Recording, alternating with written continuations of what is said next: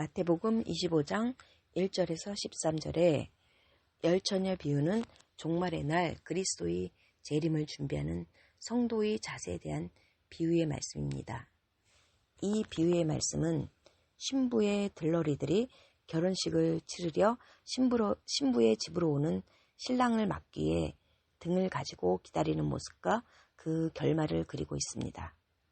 여기서 신랑은 그리스도이며 열처녀는 그리스도를 기다리는 신자를 뜻하고, 이 신자는 미련한 처녀 5과 슬기로운 처녀 5 이 두 부류로 나뉩니다. 잠깐 이해를 돕기 위해서 유대인의 혼례식을 살펴보면 이스라엘의 하루는 해가 진 후에 시작되므로 혼례식은 저녁에 베풀어지는데, 신랑이 신부의 집으로 오는 날이 되면 신부의 들러리들이 먼저 등불을 가지고 신랑을 밖에서 맞습니다. 이때 신부의 들러리는 보통 10명으로 구성되어지는데, 이들은 순백색의 옷을 입고 등을 가지고 신랑이 오는 길을 밝히며 기다리다가 신랑이 오면 신랑을 신부의 집으로 인도하여 드리고, 그 후로는 문이 굳게 닫혀서 출입이 금지됩니다. 그 이유는 당시에 강도들이 결혼식장에 들이닥쳐서 예물 등을 약탈해가는 일이 종종 있었기 때문이라고 합니다. 그리고 신랑은 신부의 집에서 결혼식을 치른 후에 1년 후가 지나서 신부를 데리고 자신의 집으로 가 다시 성대하게 결혼식을 치르고 둘은 비로소 정식으로 부부가 됩니다. 예수님은 이러한 유대인의 결혼 풍습에 따라 이 비유의 말씀을 하신 것입니다. 성경에는 그리스도를 믿는 자들을 신부라 칭하나 이 비유의 주인공은 신부가 아니라 신부의 들러리들입니다. 여기서 열처녀, 즉 10이라는 숫자가 세속적 만수이기 때문에 모든 신자를 뜻하며, 기름을 가진 자는 성령을 받은 자, 기름이 없는 자는 성령을 받지 못한 형식적인 종교인이라고 해석하는 게 일반적입니다. 그러나 비유에서 미련한 5처녀 또한 처음엔 기름이 있었고 불도 밝히고 있었기 때문에 애초에 성령을 받지 못한 자라고 하기엔 무리가 있습니다.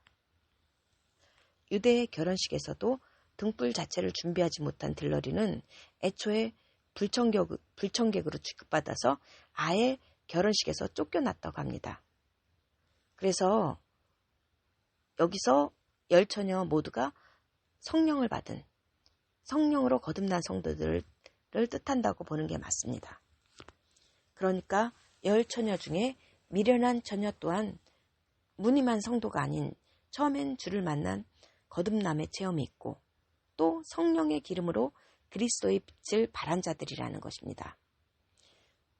더욱이 5절에서 다 졸며 잘세, 이 말씀처럼 신랑이 더디옴으로 미련한 5처녀만 졸며 잔 게 아니라 슬기로운 처녀도 같이 잤다는 것입니다. 그리고 모두 신랑이 왔다는 소리를 듣고 같이 깨어서 일어나서 부산스레 정신을 차리고 등을 챙기고 옷매무새를 다 가다듬고 신랑 맞을 준비를 같이 한 것입니다. 그런데 미련한 처녀는 이렇게까지 신랑이 늦게 올 줄 몰랐어서 그만 여분의 기름을 준비하지 못해서 불이 꺼져가고 있는 게 문제였습니다. 그래서 황급히 기름을 더 준비한 슬기로운 5처녀에게 기름을 좀 나눠달라고 말합니다. 그런데 슬기 있는 처녀는 우리가 같이 쓰기엔 부족하니 기름 파는 자에게 가서 사라고 야멸차게 거절을 합니다. 미련한 처녀는 어쩔 수 없이 기름을 사러 가는데, 그 사이 신랑이 와서 5처녀는 신랑과 함께 신부의 집으로 들어가고 딱 문을 걸어 잠근 것이에요. 이에 미련한 처녀는 기름을 채우고 왔는지 못 채우고 왔는지 황급히 다시 와서 주여 주여 문을 열어주소서 하고 문을 두드리며 소리를 치지만 신랑은 아주 매정하게 내가 너희를 알지 못한다며 거절을 합니다. 이 말씀은 마치 마태복음 7장 23절에 주님이 마지막 날에 거짓 선지자를 물리칠 때 했던 말과 비슷한데, 거짓 선지자에게 했던 도무지란 말과 불법을 행하는 자들아 내게서 물러가라 란 말이 빠져 있어서 좀 덜 냉정해 보이지만 어차피 주님이 모른다고 한 것은 마찬가지입니다. 이 비유의 말씀은 우리를 참으로 두렵게 합니다. 아무리 처음에 성령을 뜨겁게 넘치도록 받았어도 시간이 지나 성령이 소멸되어 버린다면 정작 주님이 오셨을 때 주님과 모르는 사이가 될 수 있다는 것입니다. 성령이 소멸된 심령엔 주님이 오시지 않기 때문이죠. 그런데 참 안타까운 건 신랑이 올 때 이 미련한 5처녀의 기름등잔은 꺼져 있지 않았다는 것이에요.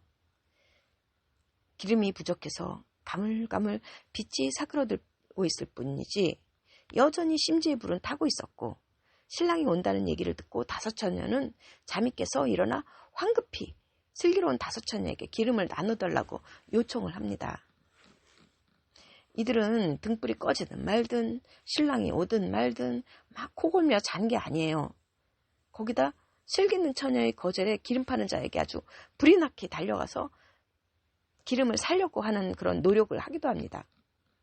하지만 이들이 기름을 사러 간 사이에 신랑은 이미 와서 문이 닫혀버리고 5처녀는 굳게 닫힌 문을 두드리며 주여 주여 애걸복걸 열어달라고 합니다. 이 얼마나 안타깝고 애석한 모습입니까? 이는 우리가 마지막 때에 주의 재림의 날에 당하게 될지도 모르는 모습입니다.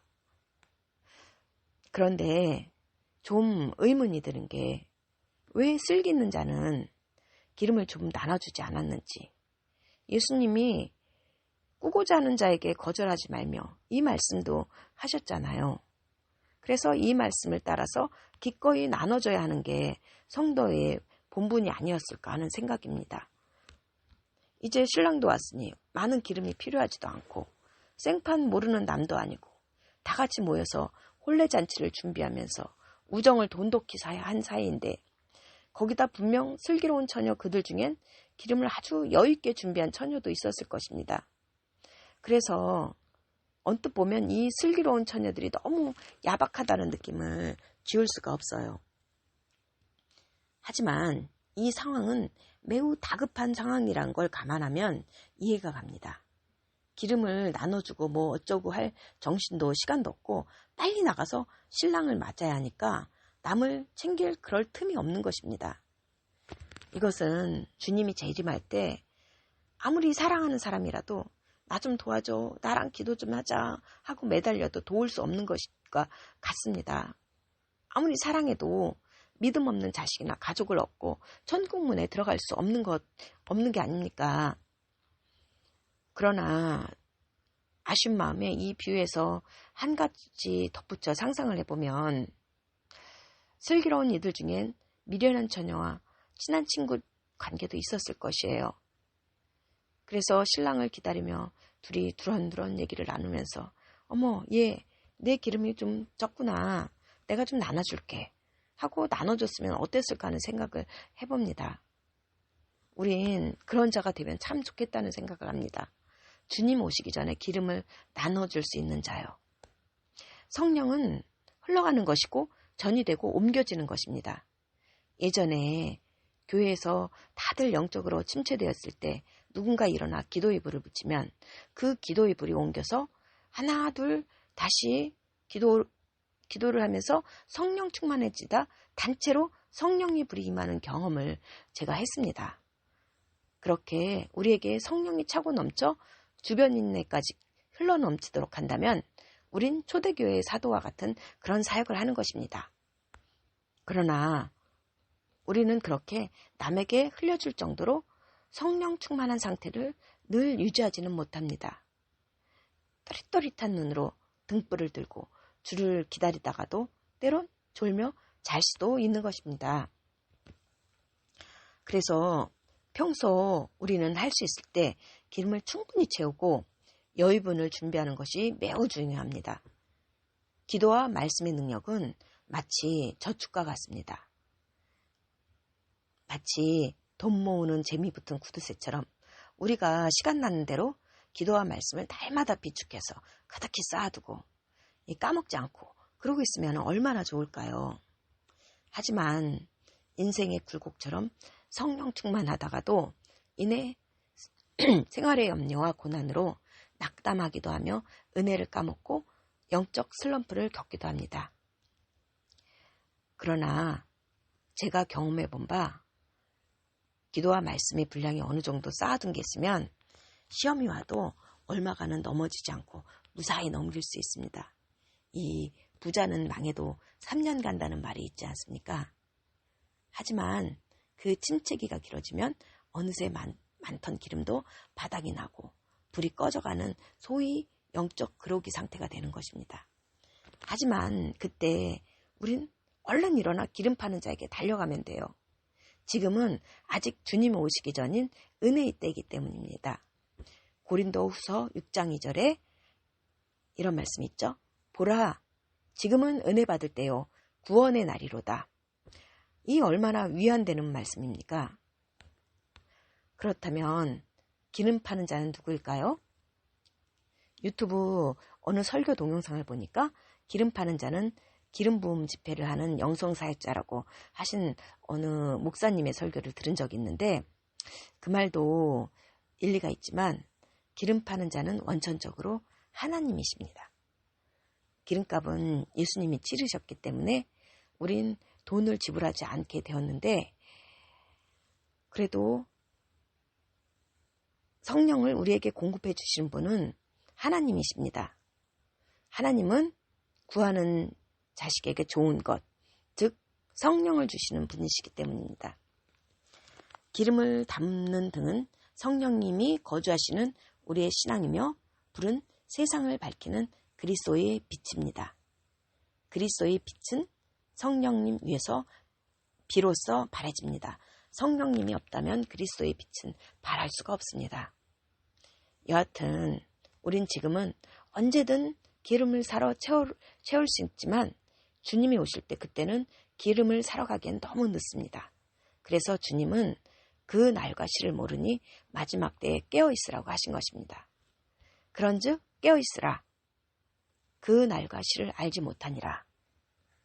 지금은 은혜의 날, 아직 천국문이 닫혀있지 않을 때입니다. 정신 차려서 기름을 점검에 넉넉히 재어두고 나눠주기도 하는 그런 그리스도의 빛을 발하는 자가 되길 기도합니다. 아멘.